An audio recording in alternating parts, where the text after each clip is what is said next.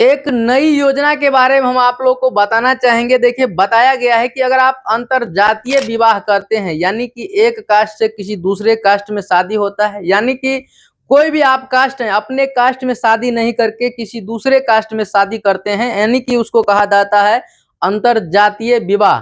अगर आप अंतरजातीय विवाह करते हैं तो यहाँ पे देखिए, हम आपको एक नोटिस लगाते हैं। आपको बिहार सरकार के तरफ से 1 लाख रुपया का सहायता राशि दिया जाएगा। यानी कि अगर आप अंतरजातीय विवाह करते हैं तो इससे ये साबित होता है कि आप दहेज मुक्त शादी कर रहे हैं। आप जहां भी शादी कर रहे हैं वहां से आपको कुछ भी दहेज में नहीं मिल रहा है, आप पैसा का डिमांड नहीं कर रहे हैं।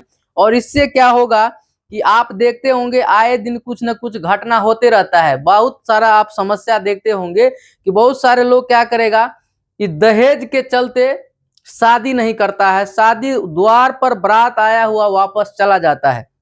तो सरकार सोचती है कि ये दहेज लेना कैसे कम हो, कैसे बंद हो, तो इसके लिए एक नया योजना शुरू कर दिया जिसका नाम है अंतरजातीय विवाह। अगर आप अंतरजातीय विवाह करेंगे तो आपको 1 लाख तक का सहायता राशि मिलेगा। अगर आपके गांव समाज में दोस्त यार मित्र अगर कोई भी अंतरजातीय विवाह किया है तो आप उसको बोलिए, आवेदन करना है। आवेदन करने के बाद आपको फिक्स डिपॉजिट के रूप में 1 लाख रुपया का सहायता राशि मिलेगा। सहायता राशि कब मिलेगा? जब आप अंतरजातीय विवाह करेंगे। तो यहाँ देखिए नोटिस में लिखा है अंतरजातीय विवाह प्रोत्साहन अनुदान योजना, लिखा है अंतरजातीय पात्र दंपति को मिलेगा 1 लाख की रकम। इसके बाद बताया गया है कि अगर आप इस योजना का लाभ लेना चाहते हैं तो शादी करने वक्त लड़का का उम्र कम से कम 21 वर्ष होना चाहिए और लड़की का उम्र 18 वर्ष होना अनिवार्य है, तब जाकर के आप इसका आवेदन कर सकते हैं। अगर आपका इससे कम है तो आप इसमें आवेदन नहीं कर सकते हैं और इस योजना का लाभ आप नहीं ले सकते हैं। तो दोस्तों ये बड़ी अपडेट है। आप देखे होंगे बहुत सारा ऐसा हुआ है कि अंतरजातीय विवाह हुआ है। अगर आपके कोई जान पहचान में है तो उसको जरूर खबर कीजिए ताकि उसको इस योजना का लाभ मिल सके। देखिए ये अंतरजातीय विवाह क्यों किया गया वो समझिए। इससे पहले हम आपको बताते हैं कि इसका आवेदन कैसे होगा। देख लीजिए, यहाँ बताया गया है पंजीकृत विवाह अनिवार्य है। इसके बाद आप जो शादी करेंगे उसका सर्टिफिकेट होना चाहिए। आप कहीं ना कहीं शादी करेंगे, शादी करने के बाद आपको सर्टिफिकेट बनाना जरूरी है, तब जाके उसका फायदा मिलेगा। बताया गया है आवेदन प्रक्रिया, विवाहित प्रपत्र में आवेदन जिला सामाजिक सुरक्षा कोषांग पर जाकर के जमा करना है। अगर आप चाहते हैं इसका योजना का लाभ लें तो आपको जो है इसके लिए जिला सामाजिक सुरक्षा कोषांग कार्यालय से संपर्क करना होगा, तब जाके होगा, क्योंकि ऑनलाइन इसका आवेदन हो रहा नहीं रहा है। आपको ऑफलाइन तरीके से जमा करना ही पड़ेगा आवेदन। आवेदन जमा जब करेंगे तो आपको पूरा जातीय आवासीय आय प्रमाण पत्र, बैंक का पासबुक, आधार कार्ड दोनों आदमी का, दोनों का सारा डिटेल आपको देना होगा और आपके पिताजी का सब कुछ डिटेल आप देंगे। फॉर्म भरना है, इसके बाद आपको जिला कार्यालय में जमा करेंगे, तब जाकर के इस योजना का आपको लाभ मिलेगा। आप समझिए कि आखिर इस योजना को शुरुआत करने की क्या जरूरत पड़ गई बिहार सरकार को। तो ये योजना बहुत दिनों से चल रही है, लेकिन फिर से इस बार एक बार बताया गया, अपडेट दिया गया और लोगों को जागरूक किया गया कि अधिकांश आप देखेंगे तो शादी विवाह जब भी होता है लोग बहुत ज्यादा डिमांड करते हैं। और खास करके आप बिहार में देखेंगे तो सरकारी नौकरी का क्रेज ज्यादा है।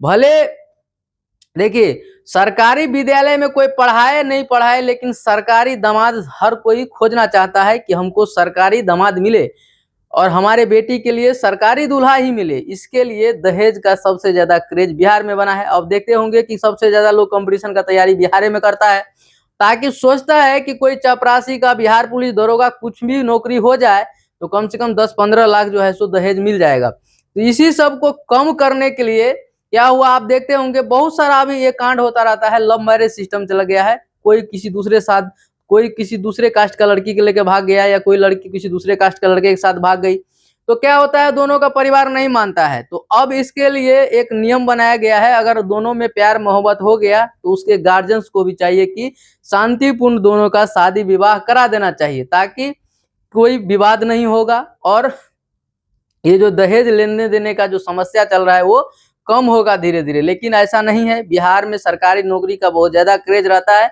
और लोग ज्यादा डिमांड भी करते हैं, क्योंकि जैसे ही सरकारी नौकरी होता है वैसे ही दहेज बड़ा हो जाता है। और आपको पता होगा कि बिहार में दहेज लेना कानूनन अपराध है। ये नियम भी बनाया गया माननीय मुख्यमंत्री, पूर्व मुख्यमंत्री नीतीश कुमार जी के द्वारा कि जो भी दहेज लेगा या देगा अगर पकड़े गया तो उसके ऊपर सख्त कार्रवाई होगी। लेकिन ऐसा कुछ भी नहीं होता है। अभी भी कहीं भी अगर शादी विवाह होता है तो वहाँ लेन देन होता ही है, अगर नहीं कोई देता है तो वहाँ शादी नहीं होता है। तो ये बड़ी अपडेट है, अगर आपके जान पहचान में कोई है तो आप बताइए उसको और इस योजना का लाभ दिलाइए, ताकि कम से कम उसको 1 लाख मिले तो दंपति जीवन अपना जीवन अच्छे से जी सके। बाकी अगर आपको जानकारी अच्छा लगता है तो वीडियो को लाइक करके चैनल को सब्सक्राइब कीजिएगा और ज्यादा से ज्यादा लोगों को शेयर कीजिएगा।